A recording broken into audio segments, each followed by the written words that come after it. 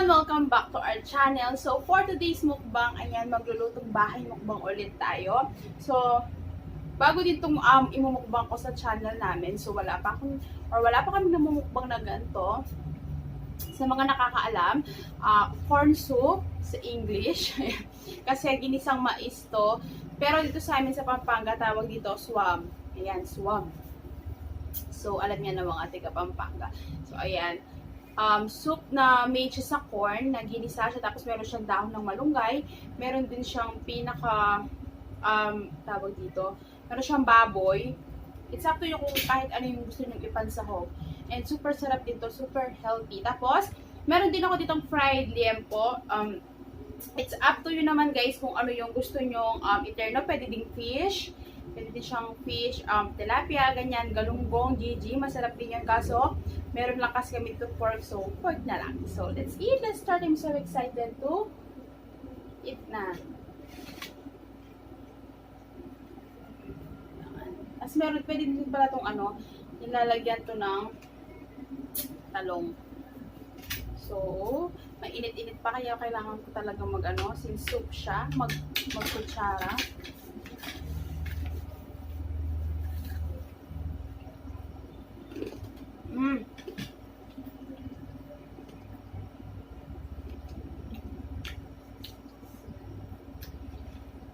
Sarap.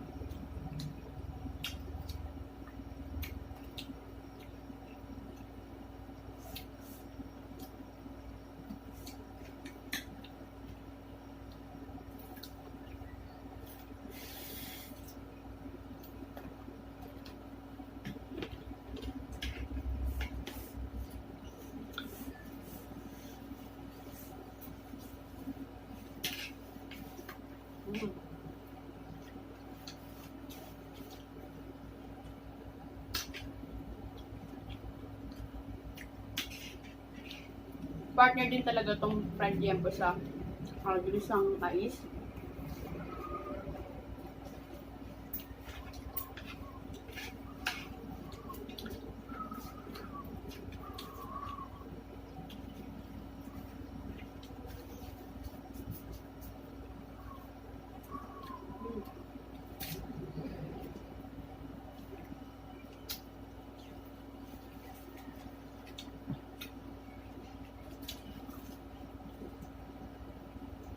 Hot.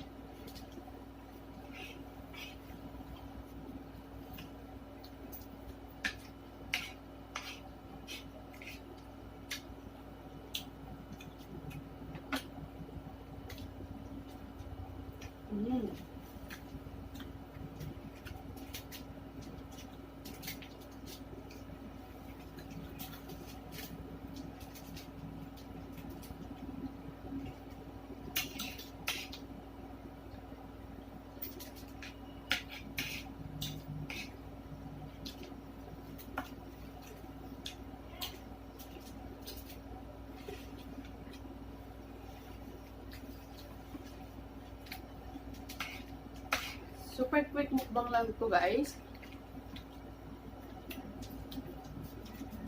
Since lunch na, gusto kong share sa inyo kung paano ako mag-lunch.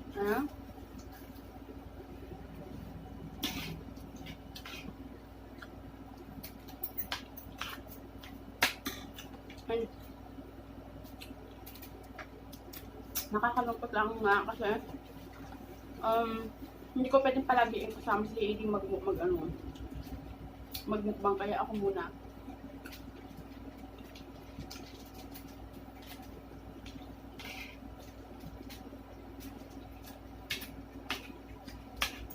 Pero yung mga nagre-request ng family vlog kami, cancel na po yan.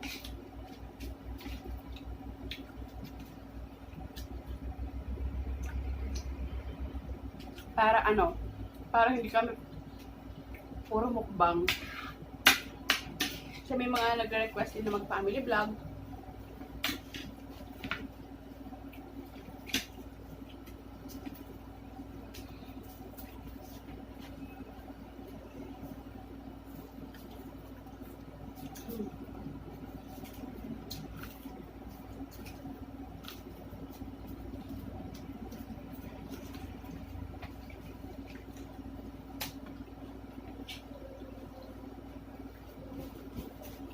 Hot. Sarap ng fried liempo. Pero, dapat madalang lang guys, ha?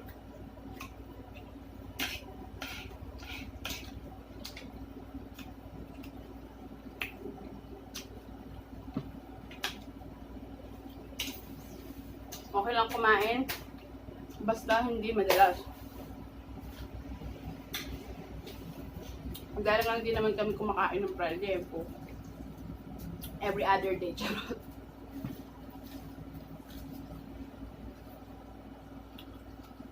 Pero hindi, pwede yan madalang lang. Once a week, pwede na. Kasi ako mayroon akong cheat day. Ang tinatawag, wow, mayaman. Hindi. Bye.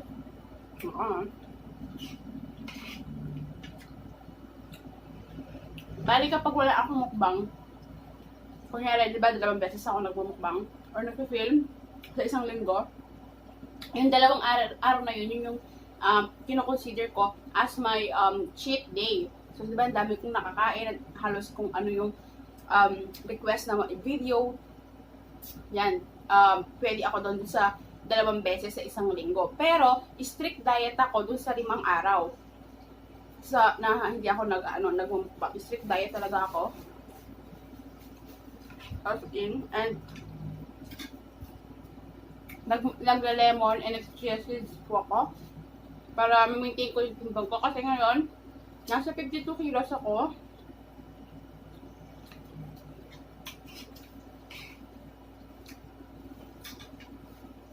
Dati kasi umabot ako ng 65 kilos. So, mula naging 60, syempre mukbang yung content ng channel namin. So, kailangan talaga kumain ng marami dyan. So, yun na lang ginagawa ko. Parang tulong ko na sa sarili ko para hindi ako talaga mag-gain ng weight. Yung talagang sobrang bigat ko. Magiging sobrang bigat ako. Even may yung husband ko, yung mister ko, since nung kasing na medical siya, na high blood siya. Meron siyang konting high blood, ayan. So, simula noon, nag-control na siya sa pagkain. So, ayan. Pag-uwi niya dito, ganun din. Yung pinaka-cheat day namin, yung 2 days na, yung 2 days na, na mukbang lang namin. Pero after noon, yung 5 days na hindi kami nag-feel strict diet, ayan, sobrang nakakatulong din pala yung lemon, guys. Try nyo. Kasi, dito talaga akong nag-gain ng weight. Tapos, ano ko lang nalun sa akin. Kung wala kang chia seeds. Pero viewers, binibili ng chia seeds, ha. Dapat ng organic talaga. Kasi kahit yung chia seeds, pinipeke na siya. So ako yung binili ko sa Beauty Manila. Mura lang yun, nasa 160. Ayaw din namin share kung masyado akong payat. So, minimaintain ko yung 50 to 52 kilos. Dahil kasi nung dalaga ako, 45 kilos lang ako. 45 to 47. So, minimaintain ko lang yung 50 kilos.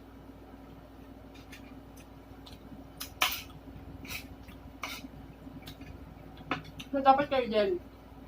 Huwag yung everyday fiesta. Kailangan, meron kayong strict diet or meron lang kayong cheat day na tinatawag sa loob ng isang linggo. Hindi lang yun para lang ma-maintain mo yung kapayatan mo. Siyempre para din sa pagiging healthy ng katawan mo, diba? Especially nowadays, ang dami talagang naglalabasan, di ba? Hindi ko naman sinasabi yung naglalabasan sakit, hindi ko naman sinasabi na nakukuha yun sa pagkain. Pero halos kasi, di ba? So, alam niyo naman, marami ng mga chemicals, di ba? Yung mga seasoning. So, hindi naman natin maiiwasan yan kasi sangkap na yan sa ating araw-araw na pagluluto. So, yun lang. Lemon, number 1. Effective siya. Dati di ako naniniwala na pwede ka palang maging healthy, pwede ka palang pumayat sa pag-inom lang ng lemon, pero nung na-try ko, naniwala talaga ako. So, yun lang guys. guys, thank you so much for watching. Ayan, nakita niyo ba? Ayan, dalawa na lang, kanina 4 yan. Tapos ito yung rice ko. So, super busog na talaga ako, guys. Thank you so much for watching. And, ayan, please paki-like tong video kung nagustuhan nyo. And don't forget to subscribe to our channel. See you next video. Bye-bye!